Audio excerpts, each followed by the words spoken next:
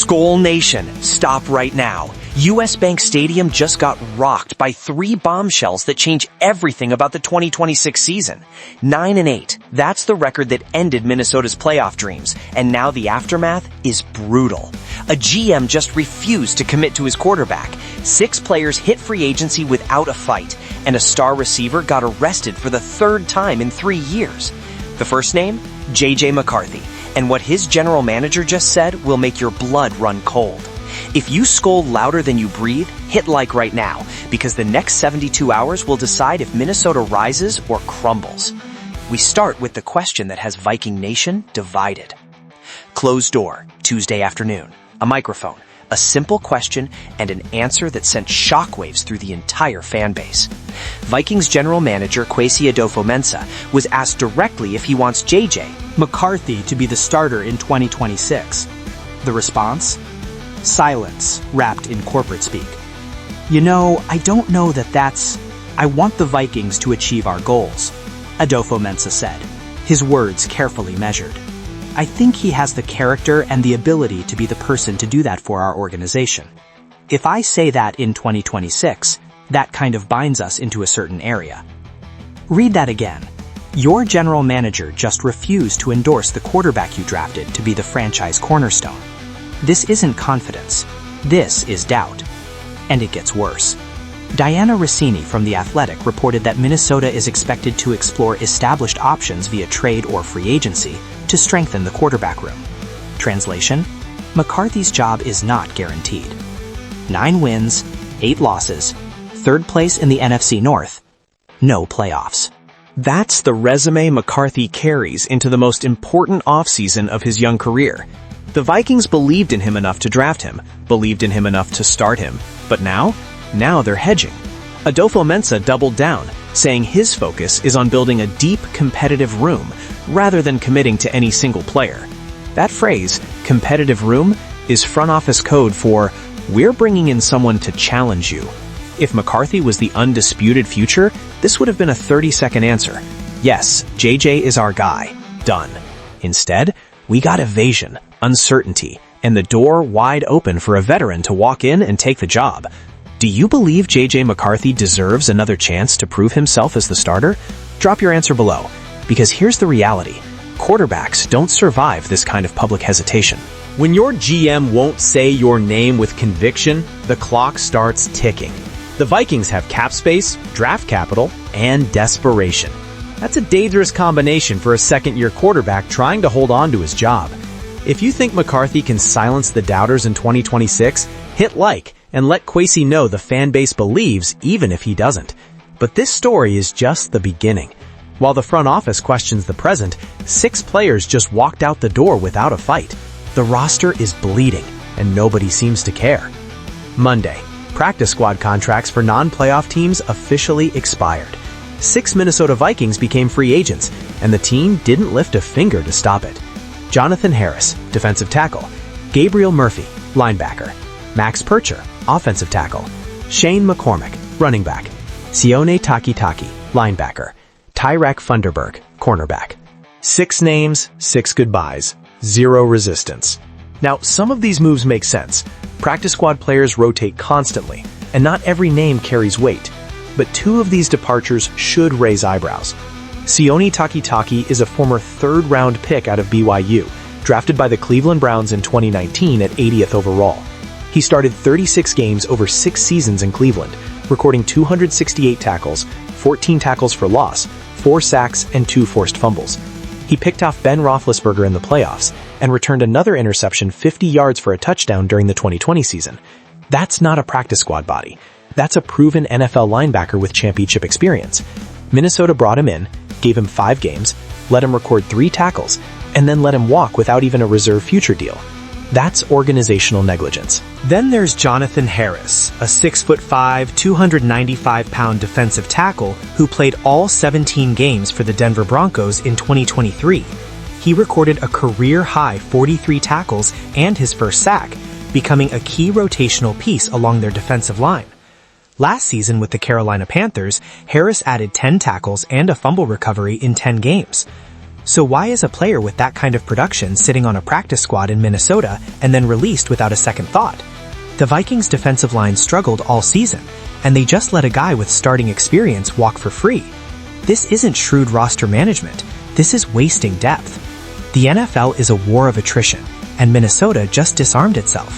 Takataki is 30 years old. Harris is 29. Both have enough tread left on the tires to help a contender. Now they're available to anyone, including division rivals.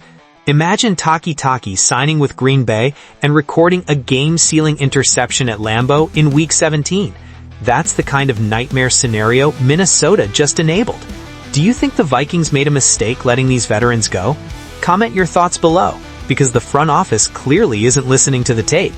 If you believe Minnesota's roster decisions are costing them wins, smash that like button and let them know the fan base sees what they're ignoring. But if you think losing depth players is bad, wait until you hear about the third story. Because while the Vikings let talent walk out the front door, one of their star receivers got escorted out in handcuffs. 3:46 in the morning, Tuesday, January 13th. The Hard Rock Hotel and Casino in Tampa, Florida. Jordan Addison, Minnesota Vikings wide receiver, first-round pick, was arrested and charged with trespassing on an occupied structure. This is the third time Addison has had legal trouble in 3 years. Let that sink in. 3 incidents, 3 years, 3 chances the Vikings have had to step in and failed. Addison posted $500 in bail and was released early Tuesday afternoon, but the damage is done. This isn't a rookie mistake anymore. This is a pattern. Let's rewind. 2023, Addison's rookie season. The wide receiver was pulled over in St. Paul, Minnesota for driving 225 kilometers per hour in an 80 kilometer per hour zone. That's not speeding, that's reckless endangerment. He was fined, but the Vikings moved on. Fast forward to 2024. Addison was arrested in Los Angeles, California, on suspicion of driving under the influence. This time, the consequences were real. He was placed on probation for 12 months and suspended for 3 games by the NFL. That should have been the wake-up call. That should have been the moment Addison realized his career was on the line. Instead, another arrest, another headline, another black eye for an organization trying to rebuild its culture. Here's the brutal math. Jordan Addison has played 46 games in the NFL. He's recorded 175 receptions for 2,396 yards and 22 touchdowns.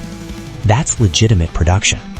But this season, 14 games, 42 receptions, 610 yards, 3 touchdowns. Those are the worst numbers of his career, and now he's sitting in a jail cell at 4 in the morning because he couldn't stay out of a casino. The Vikings have a decision to make, and the clock is ticking. Addison is eligible for the 5th-year option, and Minnesota has until May 1st to decide whether to pick it up. That decision just got infinitely harder. Do you guarantee tens of millions of dollars to a player who can't stay out of trouble? Do you invest in someone whose production is declining while his legal issues are escalating? The answer should be obvious, but this front office has shown a troubling pattern of overlooking red flags. If the Vikings pick up Addison's option, they're sending a message. Talent matters more than accountability. If they let him walk, they're admitting they wasted a first-round pick on a player who couldn't get out of his own way. Either way, Minnesota loses.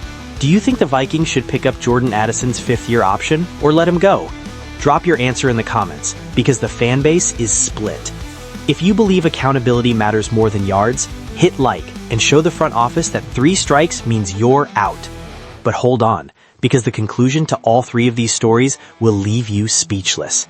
The GM won't commit, the roster is bleeding, and a star receiver is in handcuffs.